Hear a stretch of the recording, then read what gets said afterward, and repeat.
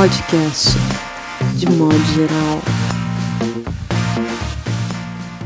Olá, vocês do futuro. Está começando mais um podcast de modo geral.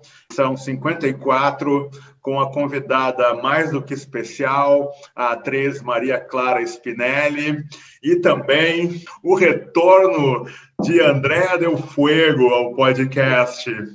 E também a presença iluminada das nossas colunistas convidadas para os primeiros 4 episódios, Luciana Araújo Marques e Roberta Araújo. Eu queria fazer referência, escapando um pouco da CPI, a esse manifesto que professores e professoras de Direito assinaram, apoiando o professor da USP de Direito e colunista da Folha de São Paulo, Conrado Hübner Mendes, as críticas que ele fez ao Procurador-Geral da República, Augusto Aras. O Aras protocolou uma representação contra o professor por ele ter feito referências que, segundo o Aras, seriam caluniosas, e ele promete, então, processar criminalmente o Conrado.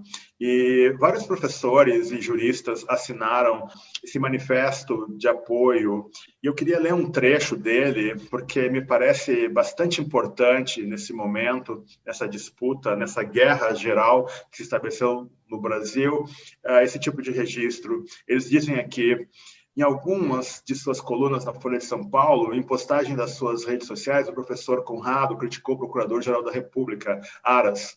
Todas as críticas foram feitas a uma autoridade pública e não ao indivíduo que ocupa o cargo, e dizem respeito a escolhas inerentes ao cargo, abertas por definição a controvérsias e sujeitas ao escrutínio público. O procurador agora tenta intimidar seu crítico por meio de uma representação à Comissão de Ética da Universidade de São Paulo, na qual Mendes é professor de Direito Constitucional. Segundo reporta o jornalista Felipe Recondo, do Portal J, Aras pretende também processar Mendes criminalmente por calúnia, difamação e injúria. Aras melindrou-se, entre outras coisas, porque foi chamado de omisso e servo do presidente da República.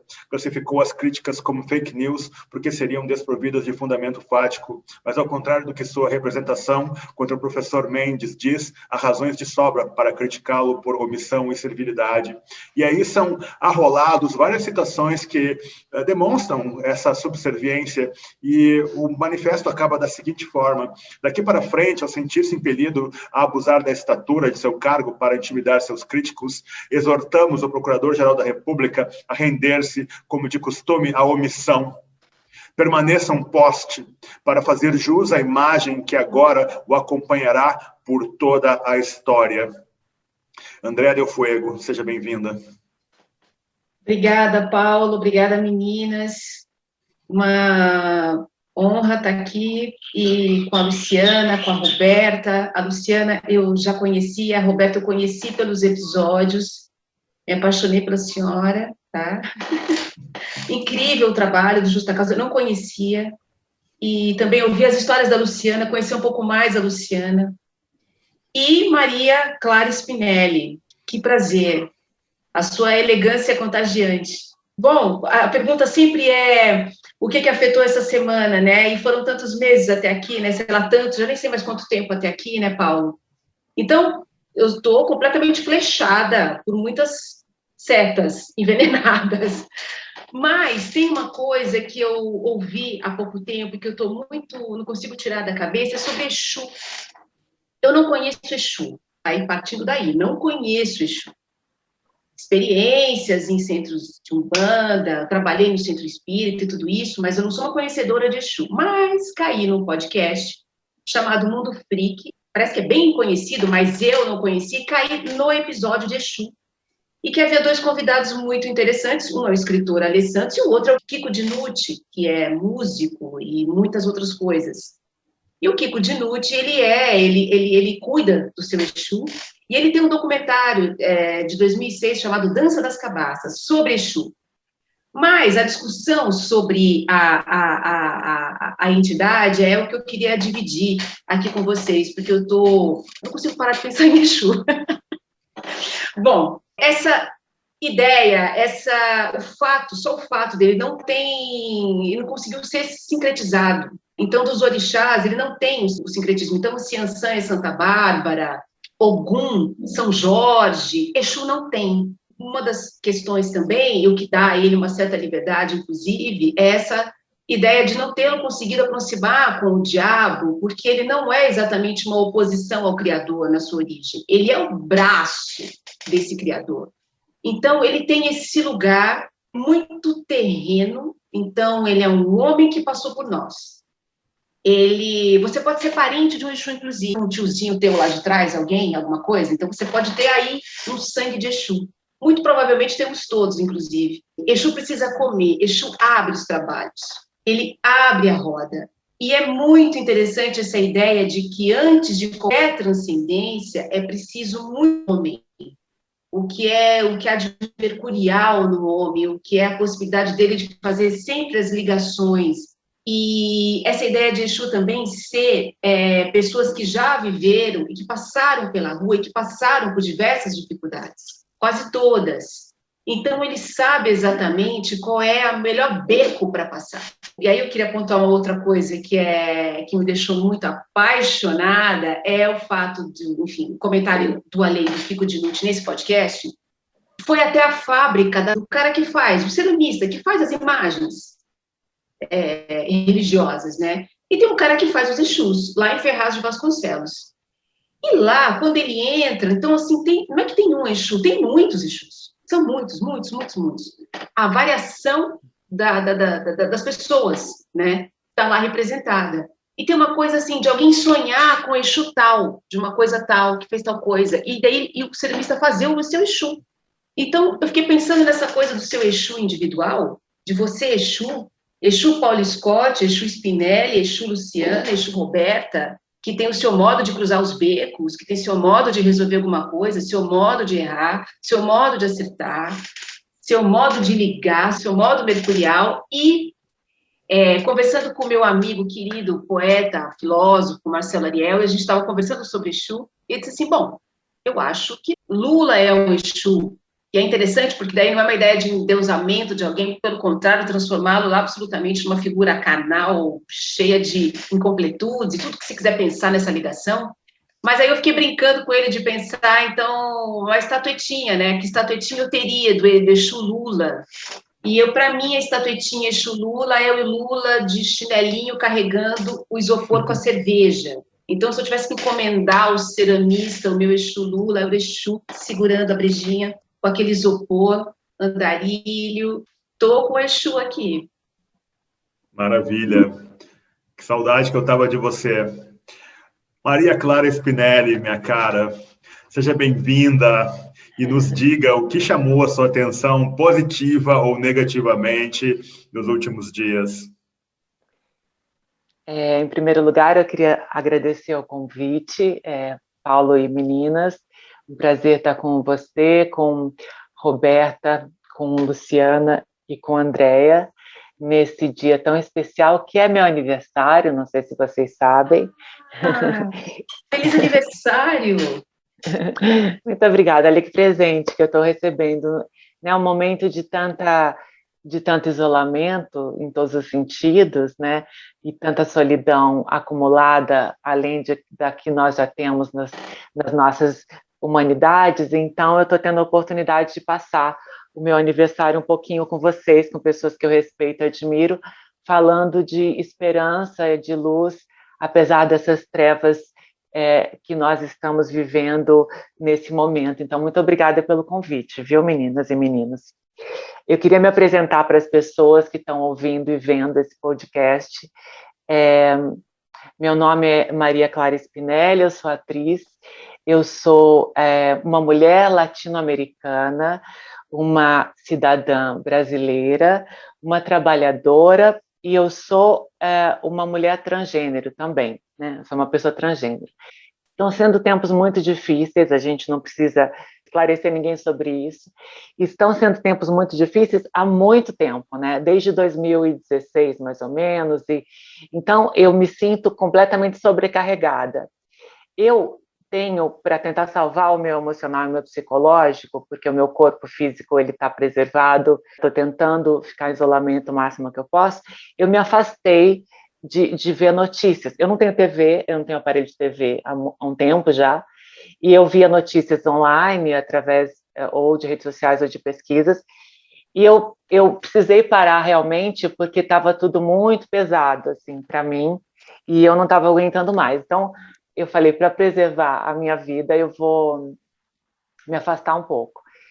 Então, só que a cada momento que você entra na internet para pesquisar alguma coisa, ou para você, né, eu também tentei me afastar um pouco de redes sociais, você acaba tendo uma bomba maior cada dia, né? Então, assim, eu ainda estou muito chocada, isso faz mais de uma semana, com a morte do Paulo Gustavo. Não foi exatamente nessa semana que aconteceu, mas a missa de sétimo dia dele aconteceu recentemente, foi uma coisa muito emocionante, muito triste.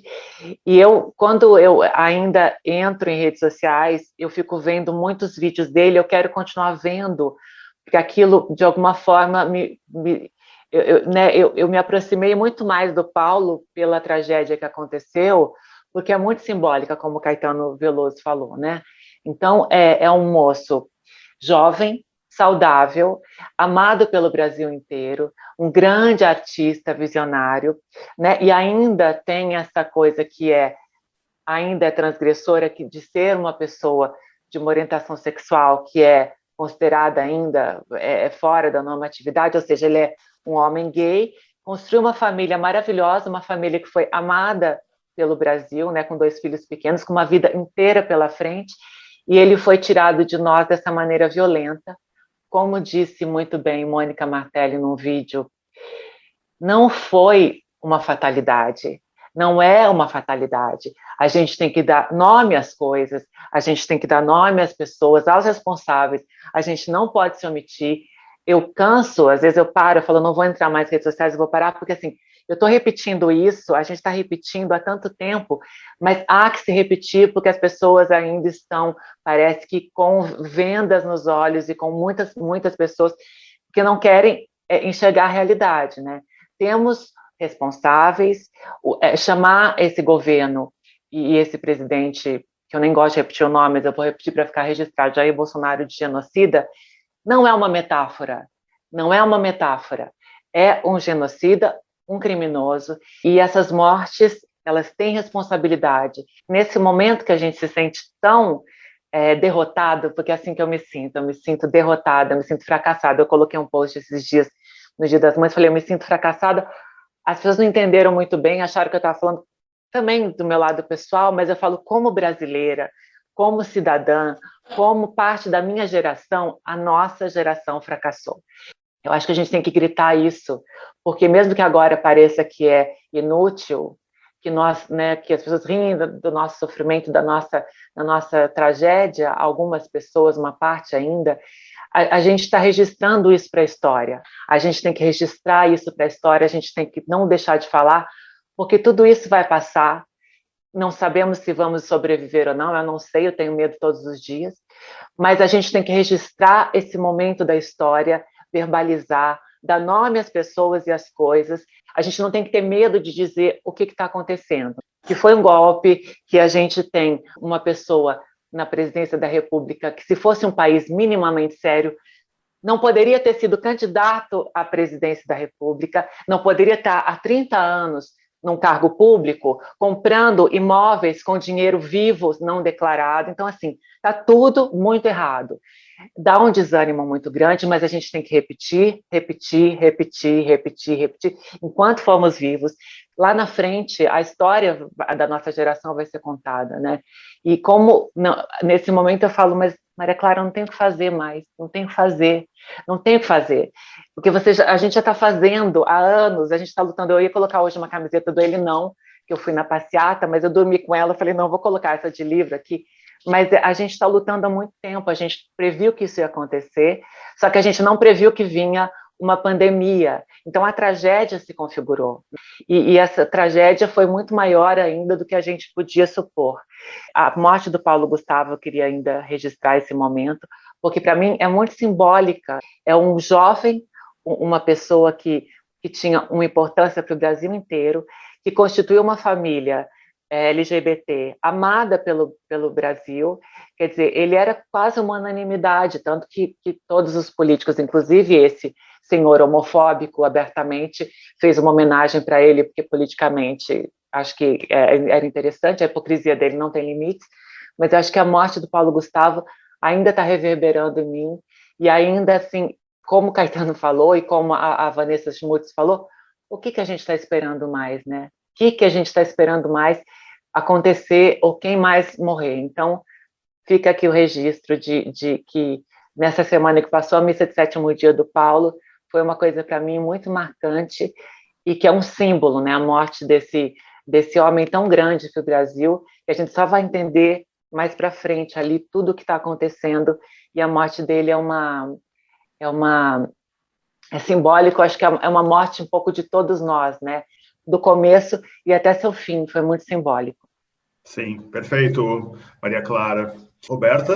Eu concordo muito com a Maria Clara quando ela falou da gente estar exausta, né? E a gente sempre fala isso aqui no podcast, né? Quando a gente começa, porque não tem um dia que, infelizmente, a gente não tem uma notícia ruim e difícil, né?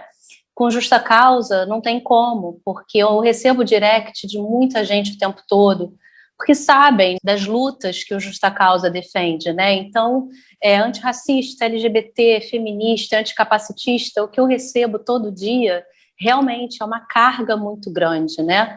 Mas como a Maria Clara falou, eu acredito que a gente não pode se deixar abater e a gente precisa, infelizmente, ainda falar o óbvio.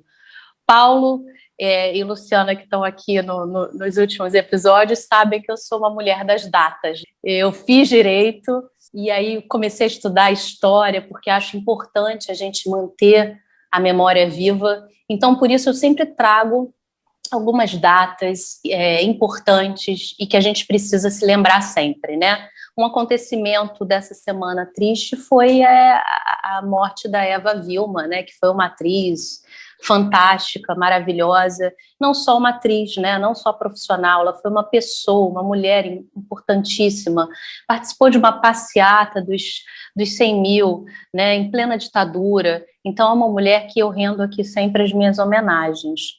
Logo no dia 17 de maio, a gente também tem uma data importantíssima que a gente precisa falar ainda, porque se a gente está falando de luta LGBT, a gente precisa falar disso, porque nem há pouco tempo atrás, até 1990, a homossexualidade era vista como doença, então era tida como homossexualismo, com esse sufixo tenebroso aí, que muita gente fala até hoje, de forma totalmente inapropriada. Então, é muito importante a gente frisar e marcar essa data, para a gente continuar na luta aí, que é muito importante.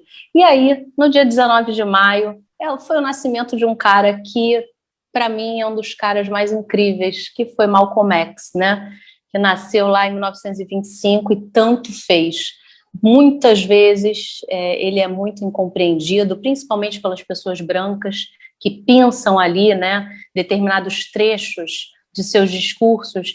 Mas se você lê a obra dele e o legado que ele deixou, esse cara foi um cara incrível para mim e eu tenho que render sempre as minhas homenagens. E a gente precisa falar também de coisas muito ruins. A gente falou da chacina que aconteceu no Jacaré aqui no Rio de Janeiro, e aí a gente precisa falar também da Palestina, do que está acontecendo por lá, que é um absurdo. Eu não sei como é que as pessoas conseguem viver sem se indignar com crianças, com adolescentes sendo mortos não, sendo assassinados, executados.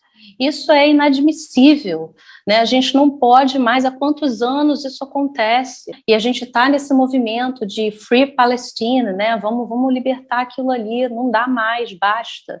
A Luana Genoa, que eu admiro bastante, ela escreve uma coluna, né, semanal na revista Ela, escreveu, né, a Chacina from Rio, fazendo as considerações dela sobre o que aconteceu, e a gente já comentou aqui, e a gente precisa ligar esse acontecimento do Jacaré para outros lugares, não só do Brasil, como do mundo inteiro, e se indignar também.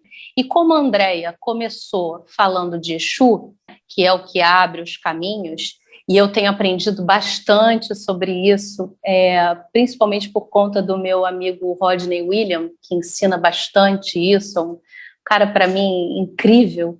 Eu hoje também rendo minhas homenagens a ele, porque é o aniversariante do dia junto com a Maria Clara. Então, a gente tem duas pessoas incríveis fazendo aniversário hoje. Então, isso já dá também para a gente um pouco de ânimo para a gente continuar, né? Luciana?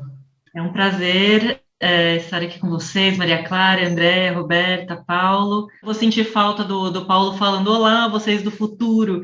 E eu pensei, olá, vocês do futuro, ainda é tudo sobre o passado, né? Para a gente pensar aqui com o Milor, né? Esse grande passado pela frente que a gente tem como Brasil. Enfim, daí, esses dias teve essa notícia, enfim, a CPI, estamos todos nós acompanhando, tem as partes engraçadas de tudo isso, né? Então, a narração do Adnet, tem umas coisas assim que as pessoas começam a repetir, né? Não, o brasileiro precisa ser estudado. Gente, o que vocês acham que as pessoas de humanas fazem nas universidades? Se não estudar o brasileiro, né? Quando veio essa notícia do Pazuello pedindo esse habeas corpus, né? Apesar do Paulo e a Roberta serem as pessoas do direito, para mim, assim, me veio muito forte um livro, não sei se eu já comentei com vocês, chamado Inconsciente Jurídico, que é da Shoshana Fellman. Nesse livro, que ela justamente trabalha com literatura, psicanálise e direito, ela vai justamente trabalhar com esse teatrão que é o tribunal, né? E eu pensei até, a partir dessa notícia do habeas corpus, e que a gente ia estar aqui com uma convidada que é uma atriz, e lembrei desse livro. Então, ela trabalha com esse psicodrama que acontece, né, toda vez que tem um julgamento. E é claro que no caso da CPI do Covid, não é um tribunal, mas tem algo desse ritual, né, desse ritual de se dizer a verdade, dessa coisa de poder ter o direito de permanecer em silêncio, mas quem, né, pode ter esse direito e dizer qualquer mentira e não ser preso por isso. E eu fiquei pensando justamente no que ela traz nesse livro, né? Que quanto o jurídico é diferente da ideia de justiça, e quando a gente, na verdade, fica bastante no encalço do que é dito e do que vai fazer parte de um relatório, sendo que a pessoa vai ter o direito de permanecer calada, o quanto que pode ser dito nisso que vai ser o silêncio. Então, nesse livro, por exemplo, e que nesse caso, enfim, ele nem permaneceu calado, né? Ele permaneceu mentindo o tempo todo. Mas o que, logo quando eu soube dessa notícia do habeas corpus, o que me veio à mente em relação a esse livro, era o momento em que ela lembrava no tribunal de Nuremberg, no caso do Eichmann, quando uma das pessoas tem um colapso. Então, o quanto disso que não é dito, que não é um texto, então não tem como entrar, diz muito mais. Quer dizer, a pessoa tem um colapso no meio de um julgamento, o que isso diz e que é do não dizível, e diz muito mais, né, do que toda essa verborragia. Teve até aquele momento ali na CPI, certas respostas são sim ou não. Tem respostas que não é sim nem não, é um corpo que tomba, né? Então, eu fiquei pensando muito nisso. E daí, antes de acontecer o que aconteceu, eu tinha comentado com o meu companheiro, bom, só falta alguém passar mal, né? Mas não no sentido que aconteceu em Nuremberg, porque era realmente um colapso real, de alguém que estava exteriorizando um trauma coletivo. E daí depois me acontece isso, da simulação de um passar mal, né? E daí, junto com toda essa questão do que não é exatamente o que é dito, o que o corpo diz, o que os silêncios dizem, me ocorreu também o quanto ali a gente tem, enfim, esses políticos falando ou não falando, mas o quanto, pensando agora também nesse paralelo com o Tribunal de Nuremberg, a gente, na verdade, nessas perguntas e respostas, estamos, sim, dentro da ordem de um psicodrama, tratando de um trauma que é coletivo, né? Que é toda essa questão do Covid. Bom, Luciana, com esse registro, nós fechamos o primeiro bloco do podcast de modo geral, edição 54, com a convidada Maria Clara Spinelli, e vamos ao segundo bloco, em que podemos ter uma conversa mais caótica, mais solta, e abusar um pouco das opiniões e perspectivas da nossa convidada. Até!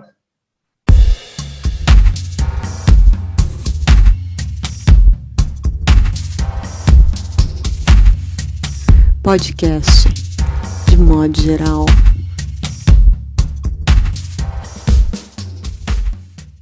Olá, vocês do futuro. Estamos aqui com o nosso segundo bloco do podcast de modo geral. Eu queria perguntar para a Maria Clara A minha intenção de convite para sua presença aqui, ela se deve fundamentalmente ao fato de você, com a sua sensibilidade, seu talento de atriz, você estabeleceu uma interlocução sobre vários aspectos dessa pandemia, mas também relacionando sempre um olhar crítico, né? Isso que nós chamamos aqui no podcast de comportamento brasileiro. E nesse contexto, você elenca no seu canal no YouTube, nas suas redes sociais, suas leituras também. Você indica livros, você faz uma conexão tão essencial com a literatura e as artes cênicas e todo o conjunto das artes. Uma coisa que o Antônio Fagundes sempre diz, ele diz que ele não acredita, acho que é alguma coisa assim, em atrizes e atores que não se relacionam com os livros. Eu queria te perguntar, e porque você tem sempre uma posição, uma opinião bastante precisa sobre a conjuntura política. Eu fico imaginando que você disse que não acompanha as notícias, eu fico imaginando se você acompanhasse de verdade. Seus posts são sempre muito precisos, muito exatos. Eu queria entender assim, qual é o papel que a literatura tem na vida de Maria Clara Spinelli e o quanto a literatura te ajuda a aguçar esse olhar. A relação com a literatura, eu acho que é uma descoberta pessoal mesmo, né? Assim, é um caminho pessoal, né? Que cada um tem talvez o seu tempo, a sua maneira de lidar com isso. E eu estava comentando esses dias com um menino que é um jovem leitor ávido, assim, né?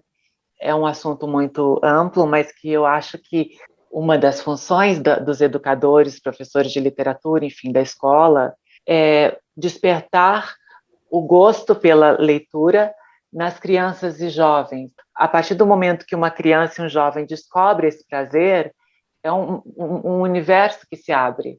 Então, isso, para mim, na minha cabeça, eu não sou uma estudiosa de educação, não sou, mas é uma coisa fundamental. A escola deveria ser um lugar de prazer, embora eu já tenha ouvido falar, acho que eu ouvi alguma coisa, uma professora dizendo assim, que escola não tem que ser agradável, alguma coisa, educação não tem que ser...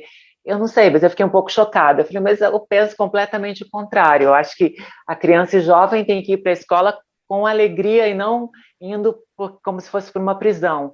Como eu me sentia em quase todo o período escolar. A própria estrutura física dos lugares onde eu estudei, ela me causava uma sensação de que eu tenho uma... Talvez seja horrível dizer isso, não sei se é bom, mas eu vou dizer. E mesmo porque, né, eu sendo uma pessoa transgênero, vocês podem imaginar que eu sofri todo tipo de violência durante todo o meu período escolar. Então, ir para a escola, para mim, é horrível dizer isso, mas eu preciso dizer, porque também é uma coisa para as pessoas pensarem, era como se eu tivesse uma prisão, como é que chama aquela prisão que você vai dormir em casa, mas você dorme em casa, mas depois de dia você vai para a prisão, de novo passa o dia lá e só dorme em casa. É uma coisa muito triste isso, mas mesmo assim eu consegui sobreviver. Eu terminei o meu período escolar, fiz um curso superior que não era o curso superior que eu realmente... Enfim, mas fiz um curso superior, eu fiz um curso de informática, enfim, porque eu tinha tanto trauma, tanto medo da sala de aula, que na cidade onde eu morava tinha o Unesp os cursos de letras e história, por exemplo, que eram muito... Eu penso assim, quem que eu seria hoje? Quanto tempo eu ganharia da minha vida se eu tivesse feito um curso na Unesp de letras e história? Mas eu tinha tanto pavor de voltar para uma sala de aula que eu não fiz. Então, tudo isso são questões para a gente pensar. Mas eu também sou uma privilegiada, porque eu tive a oportunidade de estudar, porque eu tive uma mãe que me amou e me apoiou, e porque eu não morri, não fui morta. Então, eu sou uma grande privilegiada, porque era para eu ter morrido há muito tempo, sendo que a média de vida de mulheres transgênero no Brasil é de 35 anos, né? Hoje é meu aniversário, eu estou fazendo 46. O óbvio, né, como disse a Luciana Roberto, que disse que a gente tem que falar o óbvio, repetir o óbvio sempre, que a gente vive num país que mais mata pessoas transgênero no mundo, assim, no mundo. E esse índice aumentou, claro, depois que esse governo entrou. Também preciso deixar registrado que no primeiro dia de governo, desse governo, 1º de janeiro, a primeira atitude dele, uma das primeiras atitudes, foi tirar a comunidade LGBTQIA+, das diretrizes do Ministério dos Direitos Humanos. Então, assim, é terrível, é muito triste, é muito desesperador tudo isso, né? O papel da literatura na minha vida. Eu fui aprendendo, como eu falei, eu não tive essa relação com a literatura, eu sempre li desde criança, minha mãe sempre comprou livros para mim, sempre foi uma leitora, mas eu não tive esse incentivo na infância que eu deveria ter tido, talvez, né? A literatura, ela foi se transformando ao longo da minha vida, conforme eu fui descobrindo a literatura. E também tudo bem você não ter sido uma... Fica assim, às vezes uma pessoa vai dar uma entrevista e fala, ai, quando eu era criança, eu lia todos os livros, ai, que pessoa mais maravilhosa, e lia com 14 anos Dostoiévski, e lia Machado de Assis. Eu falo, nossa, mas que pessoa insuportável, que eu devia ser essa criança, porque como é que você vai ler Machado de Assis quando... E eu não fui essa criança. Mas o que eu quero dizer para as pessoas, uma coisa que eu insisto, assim, quando eu faço vídeos ou quando eu posto alguma coisa, que eu sou uma pessoa comum, no sentido, eu sempre quero falar isso, estava comentando isso com o Irineu, Franco Perpétuo, né, que a gente estava conversando, não, com o Irineu também, mas eu respondi um post do menino do Página 5, do Rodrigo Casarim, que ele fez um post que eu fiquei tão feliz, que ele colocou a alegria de ser um leitor fracassado, não sei se vocês viram esse post, e eu me identifiquei tanto, e achei tão bonito da parte do Rodrigo, ele falar isso, escrever aquilo, quer dizer, ninguém fala dos seus livros abandonados, ninguém fala dos seus, como achou chato aquele autor genial, ninguém fala como achou insuportável aquele livro clássico que todo mundo diz que amou.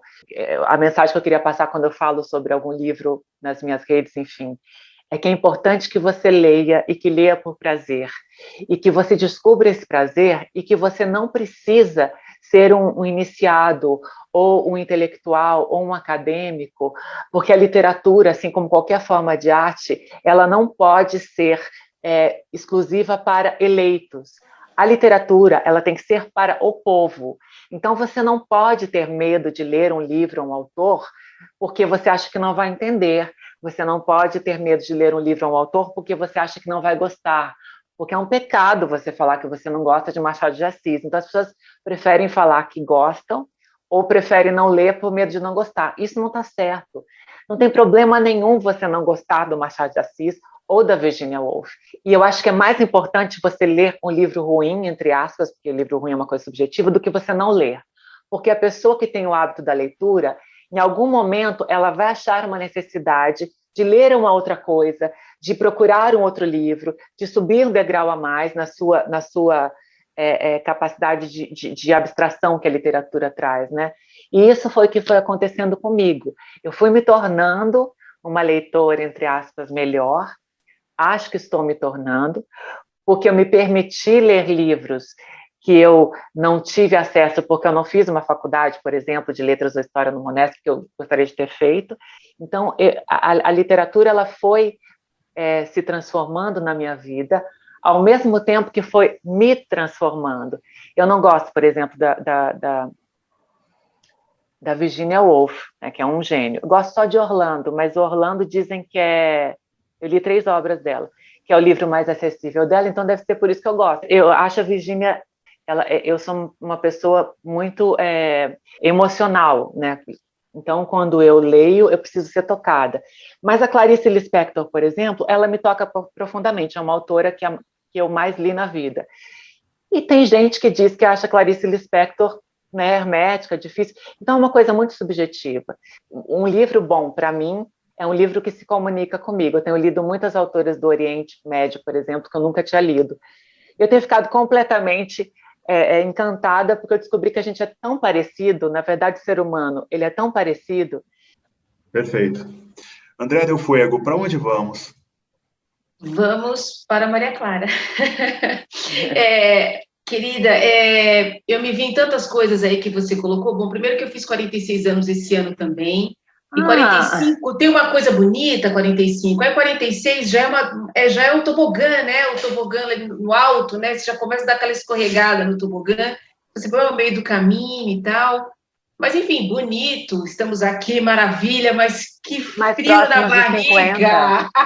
da metade Que de frio meio na século. barriga.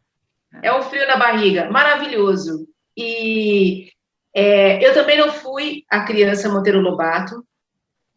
Eu não fui criança, livro nenhum. Na minha casa havia 2 livros, a Bíblia e o Olha livro que de receita. maravilha, Andréa Del Fogo dizendo que ela não foi uma menina que lia todos os livros Não, desde 6 anos de de jeito idade. nenhum. Obrigada. Muito longe. A Bíblia não era aberta nunca, porque minha mãe nunca foi religiosa. Alguém vendeu a Bíblia, ela comprou para a pessoa ir embora. O livro de receita, como toda mineira, ela nunca abriu, porque ninguém dá conselho para uma mineira cozinhar. Mineira. Então, os 2 nunca foram abertos. E também me solidarizo demais com a sua dor pelo Paulo Gustavo, porque eu senti demais. Durante a pandemia, eu seguia ele no Instagram, e eu fiquei seguindo muito, assim, qualquer coisa que ele dizia, assim. Era como se ele estava aqui, mas não estava aqui. Ele trazia uma certa leveza, e era um suspiro, aquilo, sabe? E comecei a me apaixonar pela relação dele com os filhos, aquele casamento também. dele, Aquele casamento, meu Deus. aquele casal cheio de carinho, de afeto, enfim. Essa missa, o que foi a missa? O que foi aquela missa aos pés do Cristo Redentor? Aquilo ali, os amigos, aí a dor dos amigos, né? Porque daí eu sigo os amigos também, e aí, enfim, eu senti como se fosse uma pessoa, sei lá, um primo que eu conversasse de vez em quando, porque essa coisa da comunicação, enfim, esse dom.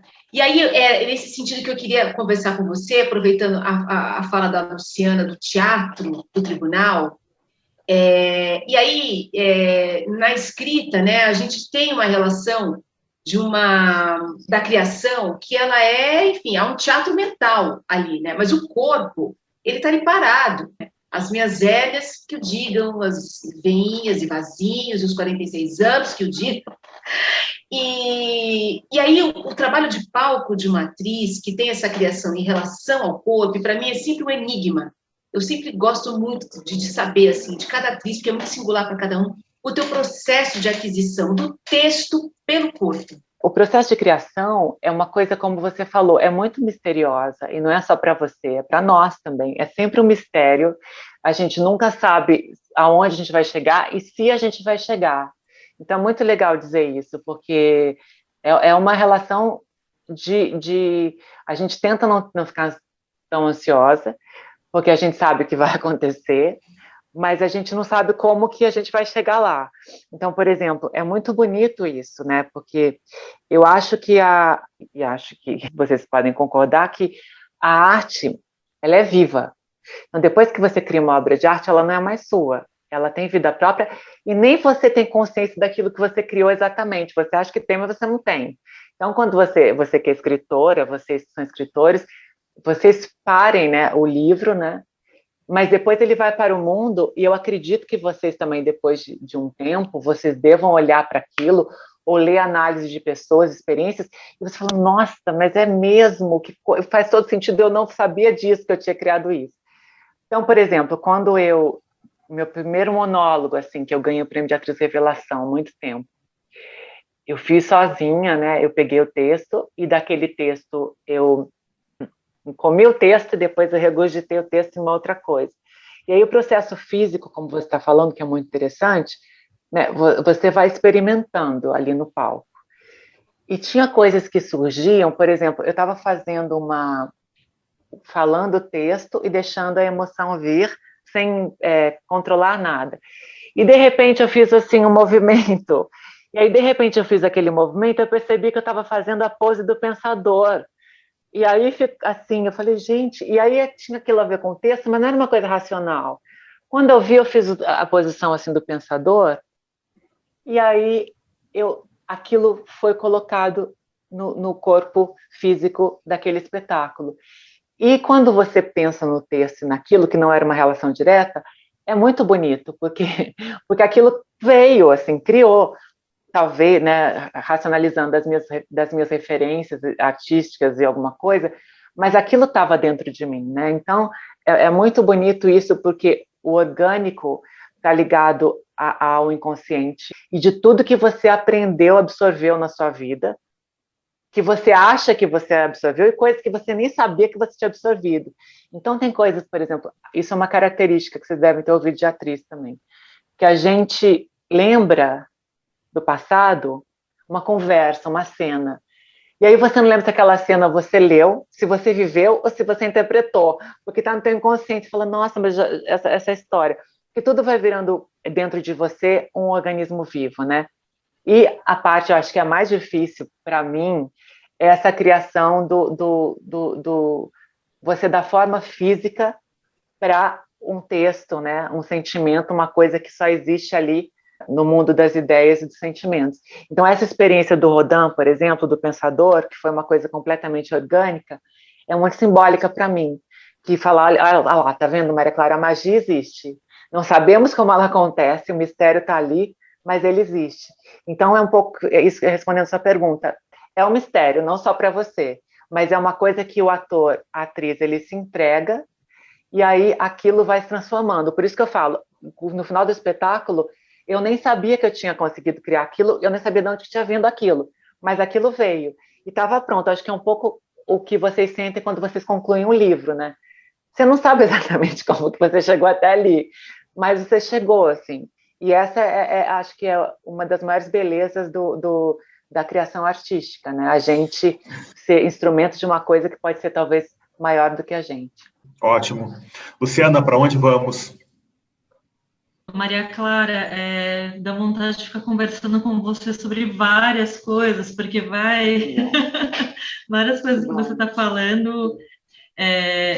Tem coisas que acontecem que a gente fala, se fosse num livro, né, ia falar, não, o autor está forçando a barra e está colocando coincidência demais, mas vocês estão falando aí de aniversários, e minha mãe fez aniversário agora, dia 17 de dezembro, 17 de dezembro é meu aniversário, olha o ato falho, dia 17 de maio, ela acabou de fazer aniversário, e era bem justamente, né, no dia, nessa data aí maravilhosa que a Roberta estava destacando, e olha o que aconteceu, né?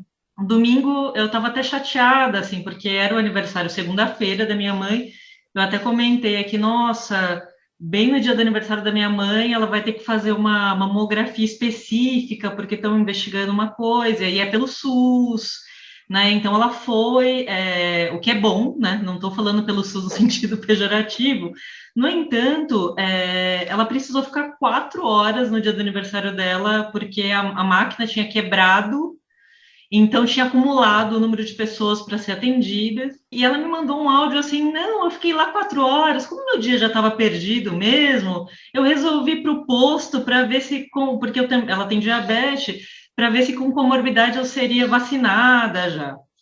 E daí eu mandei um áudio para ela, falando assim para ela, mãe, você sabia que dia é hoje, né?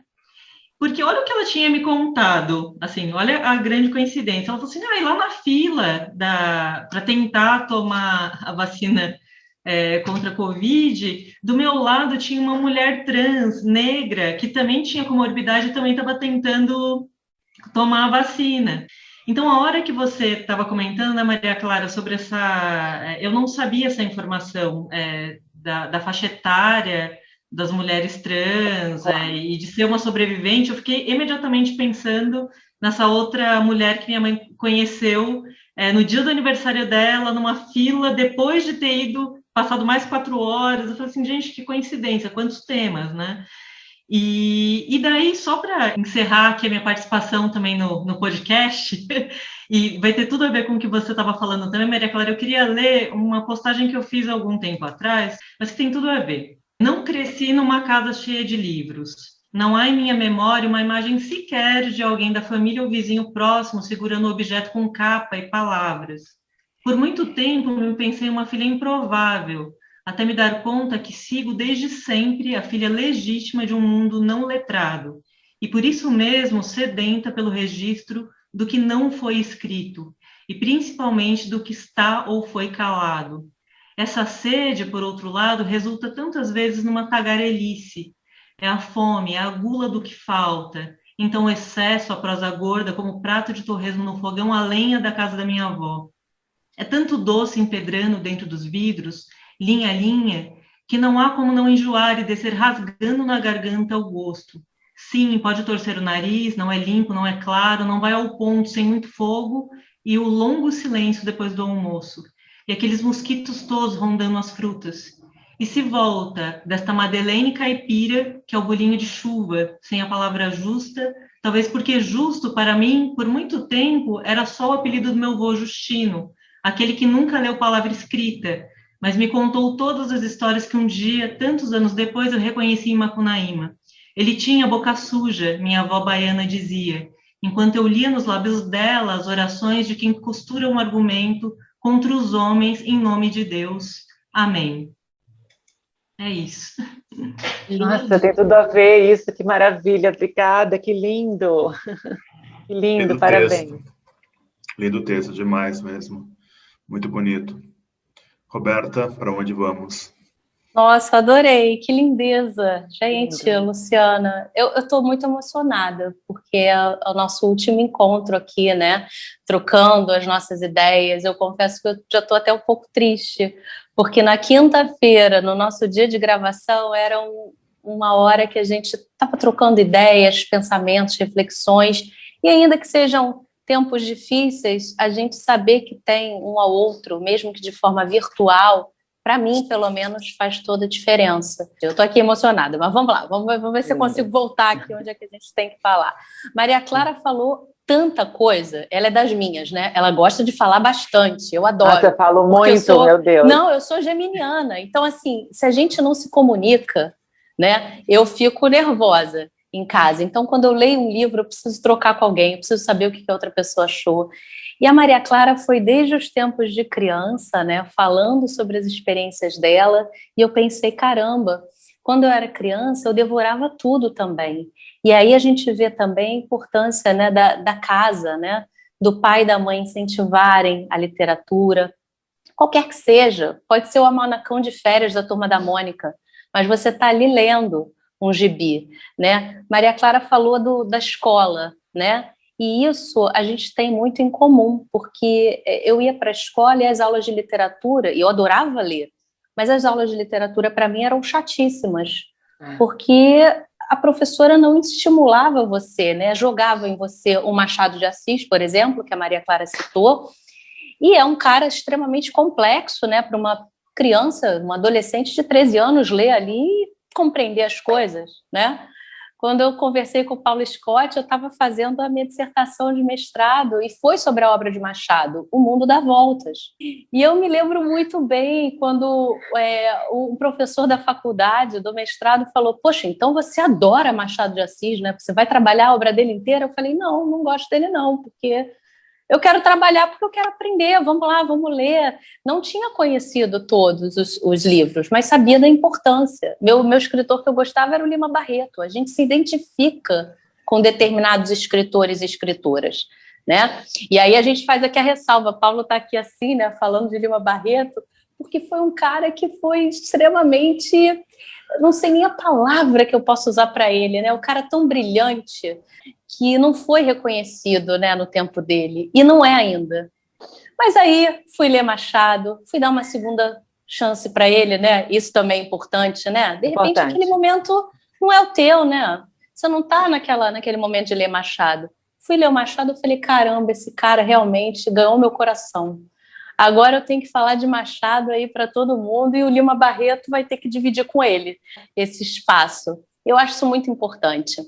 Maria Clara falou, poxa, de literatura ruim e de boa, e não tem isso mesmo. A gente tenta classificar, né, os críticos literários, né? A literatura boa é aquela que sobrevive ao tempo, é aquela que ganha prêmios, é aquela que tem best-seller vendido. Para mim, a literatura boa é aquela que te toca.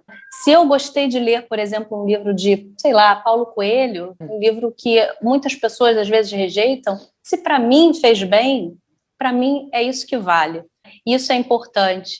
E como é importante também a gente se dar a oportunidade de ler coisas diferentes, dá uma olhada na sua estante. A gente sempre faz esse exercício, né? Vê ali, puxa, tem muito autor branco aqui, né? Branco, cis, homem. Hétero. Cadê?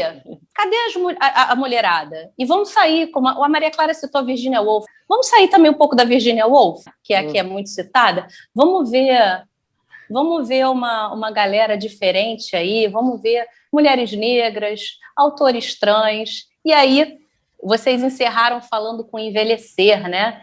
E como que a Maria Clara está feliz de ter chegado aos 46 anos, e como eu, aos 37, não penso da mesma maneira que ela, porque sou uma mulher branca cis. Os meus questionamentos com a sociedade patriarcal são outros. E é por isso que eu falo que o feminismo tem que abarcar todo mundo. E aí eu encerro aqui, você acha que a gente está falando de envelhecer, e como é importante envelhecer bem, eu deixo aqui a minha sugestão de um livro que para mim foi importantíssimo, que foi o Velhice Transviada, do João Nery. Que leitura! Eu já indiquei lá no Justa Causa várias vezes, e como que aquela escrita fez bem. É a gente ter empatia, conhecer a vivência dos outros e, o mais importante, ter escutativa e querer realmente mudar as coisas. Eu termino assim. Muito obrigado, Roberta. Muito obrigado, Luciana. Realmente, hoje aqui está um terreiro, esse nosso encontro hoje. A nossa orixá, com certeza, é a Maria Clara Spinelli, que ela está fazendo conexões que eu acho que nenhuma convidada nunca fez nesse podcast, em nenhum momento das 50 e poucas edições. Só uma coisa que eu não quero deixar de passar, Roberto, você falou muito precioso, que é o seguinte, minha cara, sabe que as mensagens de leitoras e leitores que mais me tocam são aquelas que me dizem assim: Scott, eu queria só te mandar uma mensagem para te dizer que eu li o teu livro e foi numa segunda chance, sabe? Que na primeira vez eu não tinha gostado, mas eu resolvi, porque, sei lá, falam de ti, te dar uma segunda chance, bem assim, sabe? Eu resolvi te dar uma segunda chance. Cara, eu adoro quando alguém me fala isso, sabe? E é muito precioso isso que você falou. Você sabe, Maria Clara, que eu venho de uma família também pobre, né? Me criei numa das ruas bem violentas de Porto Alegre, etc. E lá em casa tinha livro técnico, porque meus pais queriam prosperar na vida, enfim.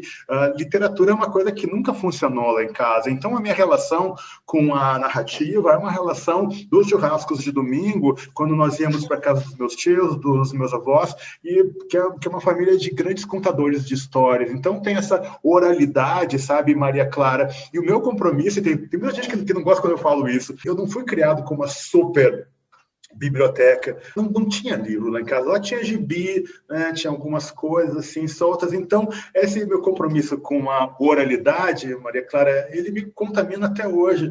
Nesse sentido, tem um artigo maravilhoso que foi publicado, o último artigo da coluna do Sérgio Rodrigues na Folha de São Paulo, que ele fala que país é esse no espelho, e eu só vou ler trechos aqui porque tem muito a ver com isso que Maria Clara provocou hoje.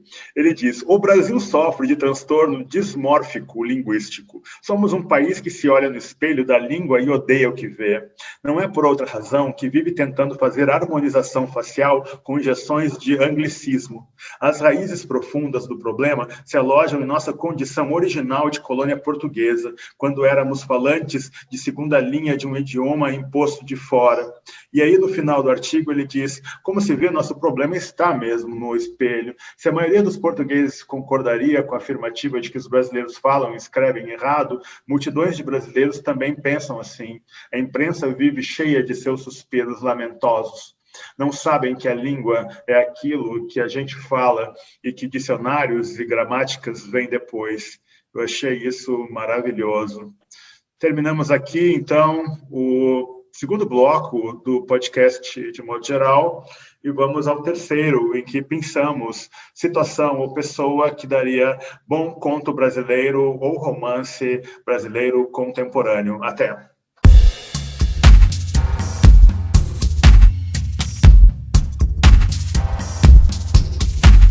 Podcast de modo geral.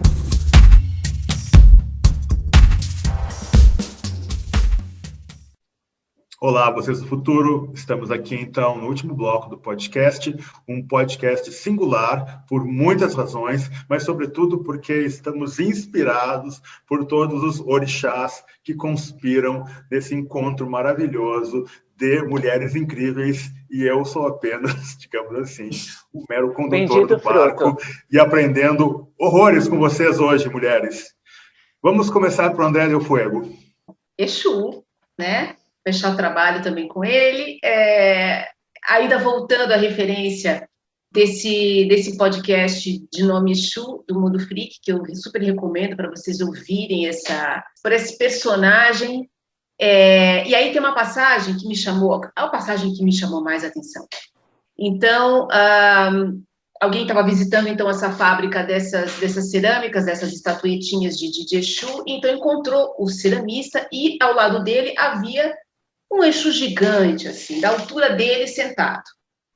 Só que não era esse Exu das coisas do cotidiano, de abrir rua, fecha aqui, não, assim, era o Baphomet mesmo, essa coisa mais de origem europeia, a ver com os templários e tal, era mais próximo do diabo até. Ok, daí ele perguntou pro ceramista, dizendo, bom, é uma encomenda, e é para onde? É para uma igreja evangélica. E daí ele pensou, nossa, desse tamanho para quebrada, ele disse, não é para quebrar, não é para quebrar. Ou seja, era um culto, era para culto. Aí ele disse que há várias igrejas evangélicas que fazem um assentamento de Exu. E aí, eu penso, então, nesse pastor que dá o seu verbo num chão onde tem um homem ali, o homem, com todas as suas dívidas ali compactuado com ele. E para escrever esse cara, eu penso num autor, eu sempre oferto o personagem para escritores, adoro fazer isso, e oferto esse personagem para alguém que, em homenagem também a Maria Clara, é um autor que coloca o texto em cena na literatura e que escreveu um dos textos mais incríveis sobre a leitura, chamado Totonha. Então, Marcelino Freire, entrego esse pastor falando com os pés aqui nos ombros de Exu para Marcelino Freire. Você sabe quando você começou a falar? Quando você começou a falar, Marcelino chegou, Exu Marcelino veio. Eu imaginei que você dedicaria para o Marcelino ver, que coisa maluca. E veja só que coisa estranha, André, e incrível, que nesse trabalho que eu estou fazendo, e a Luciana me deu a honra de participar dele, na escrevedeira de leitura assistida de Um Defeito de Cor, e está sendo realmente um esforço incrível, e as pessoas que estão participando são tão incríveis. Para você ter ideia, está Luciana Araújo Marques, Luísa Geisler, Paloma Vidal e grande elenco participando desse meu curso. É um negócio, assim, inacreditável, as pessoas que estão participando. O Adalto, enfim, tem várias pessoas incríveis ali. E o orixá dessa semana, que nós não conseguimos analisar, porque eu não queria passar por ele correndo, porque, enfim, foram 2 capítulos num único encontro, era Exu. Luciana. Eu queria, na verdade, usar esse espacinho que a gente fala de um personagem. Vou aproveitar aí, de repente, essa inspiração da André. Talvez não fosse eu, né, quem escrevesse, não sei quem, mas eu achei muito interessante. Tem uma estreia agora, que é a do Paulo Vicente Cruz. Não sei se vocês conhecem ele, mas ele é irmão da Eliane Alves Cruz, né, que já é bastante conhecida. Então, o livro vai sair agora no final do mês, provavelmente. Eu recebi o miolo pela Quelônio, né, do Bruno Zeni e da Silvia Nastari. Foi muita coincidência, estava nessas coincidências todas aqui do dia, porque tem alguma coisa nesses contos, estão sendo chamados de contos, mas eu não sei exatamente se são contos, tem um ar, às vezes, de retrato, de pensata, nesses textos curtos do Paulo, que lembra em algum nível o Lima, que lembra o Lima Barreto. E eu quis trazer esse lançamento aqui para esse quadro, porque ele faz um resgate de um personagem não brasileiro, mas que eu acho que tem tudo a ver com as conversas que a gente tem aqui no podcast. Então, eu vou fazer uma leitura muito rápida, que é desse texto dessa estreia. O livro se chama Enquanto os Gigantes Dançam. Pergunta simples ao coração de Flaubert. Sabemos que a senhora Aubin era invejada pelos burgueses de Pont-l'Évêque por ter à disposição uma criada mais do que dedicada a salário tão baixo, quase meio século de infelicidade remunerada a 100 francos por ano. Você nos descreveu em detalhes as desventuras da infeliz empregada que escolheu chamar Félicité. Você mencionou os nomes de muitos outros que circularam em torno das desgraças da criada. Dos Lansonnière, por exemplo, todos sabemos que chegaram à cidade logo depois da Revolução de Julho. Deixou-nos saber que o barão de Lansonnière veio em função de sua nomeação como novo subprefeito do local e que fora cônsul da América. Em sua companhia vieram a mulher e a cunhada com 3 filhas crescidas. Eram vistas sobre a relva do jardim, vestidas de blusas flutuantes. Possuíam um negro e um papagaio. Você fez questão de nos fazer conhecer o nome do papagaio, Lulu. Contou-nos que Félicité quis o bicho que remetia, pela origem, a seu sobrinho Victor, morto do outro lado do oceano, nas Américas. Sabemos da generosidade da senhora Lansonnière ao enviar o negro para entregar a Félicité o papagaio, Lulu, como presente. Sabemos do começo, meio e fim da vida de Félicité. Interessa-nos a história do emissário de seu presente. Portanto, ousamos dizer, não se ofenda, faltou uma história, faltou um nome. Por quê? Incrível isso, hein? Eu sou muito fã da Eliana e vou ficar super ligado agora nessa aí que você apresenta do irmão dela. Roberta. Tem alguns temas dentro do direito, né? Eu sou criminalista, então que me tocam mais do que outros, obviamente, né? Então, quando a gente fala de crimes sexuais e violência contra a mulher, por exemplo, é um assunto que me sensibiliza bastante. Como eu acabei de dar uma masterclass sobre isso, eu estou cheia de dados na cabeça, enfim, né?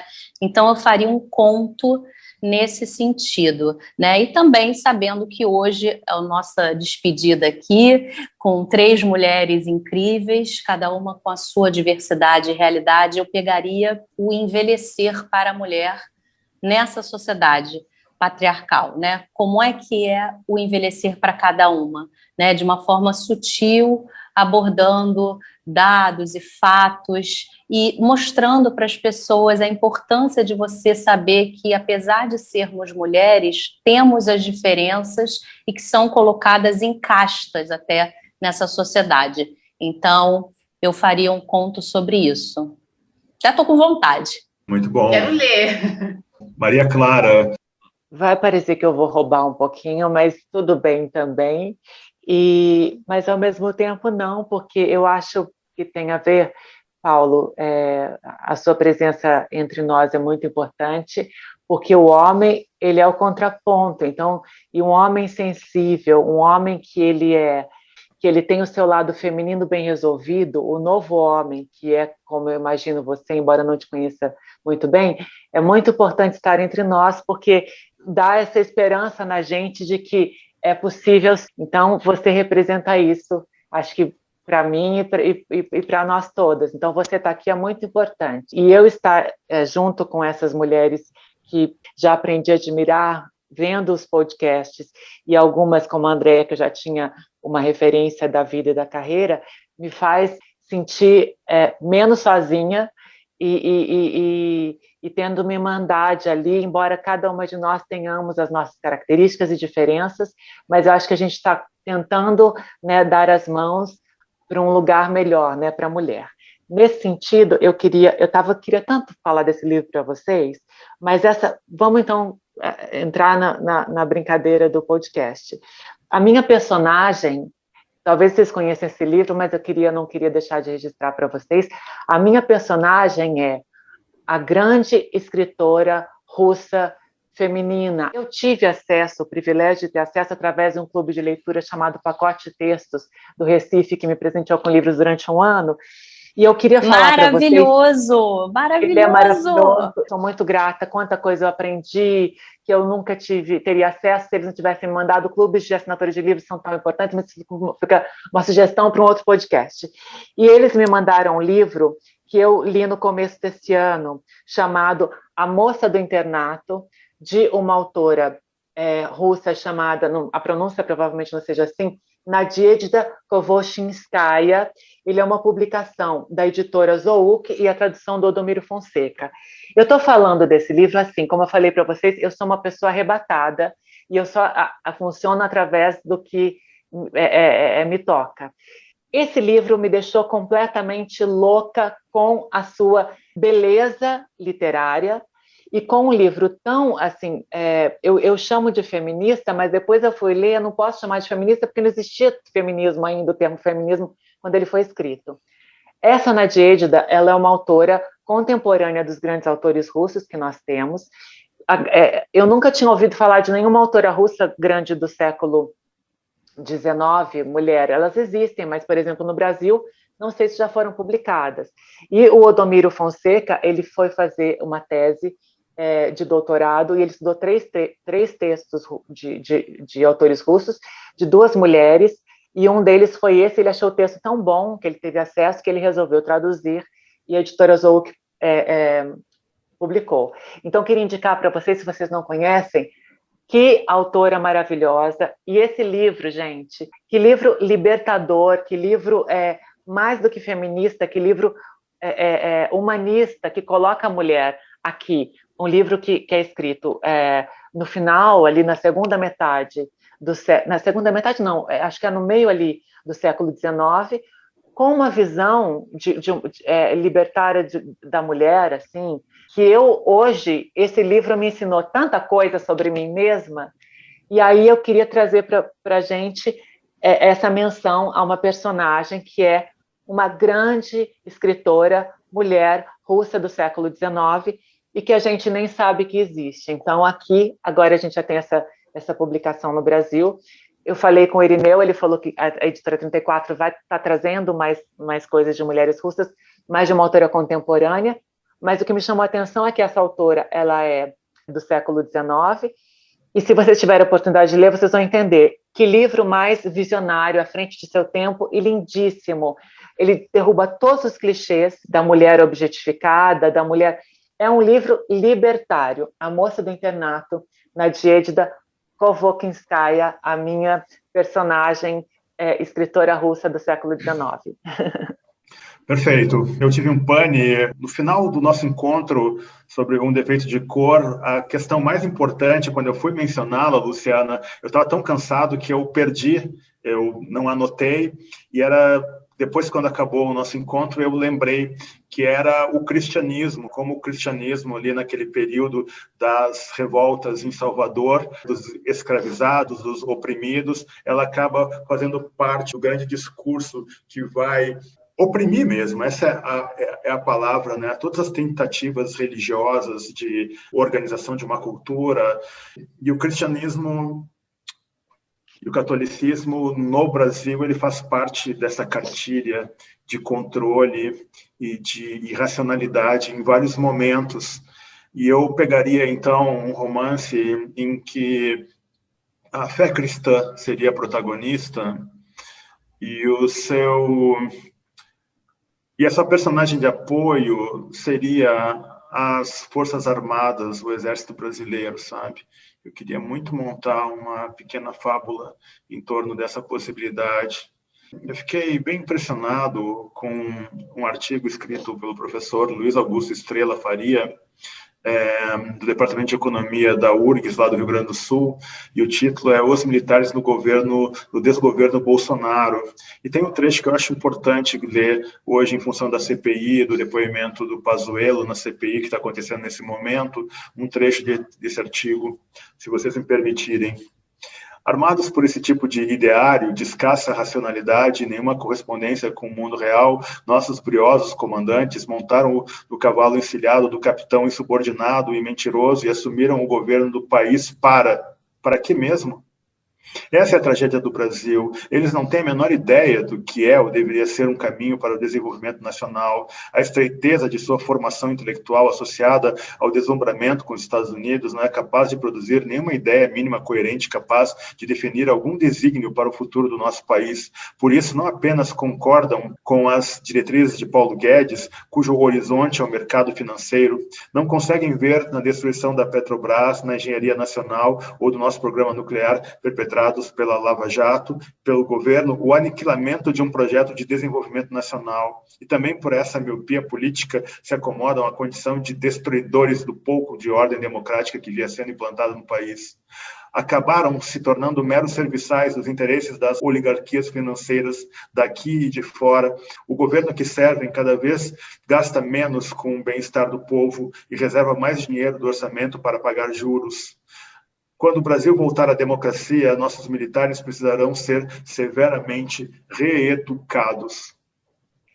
Com isso, agradecendo demais a presença de Maria Clara Spinelli, agradecendo demais Luciana Araújo Marques, Roberta Araújo e o retorno de André Del Fuego, eu termino o nosso histórico podcast de modo geral, edição 54. Muito obrigado e até.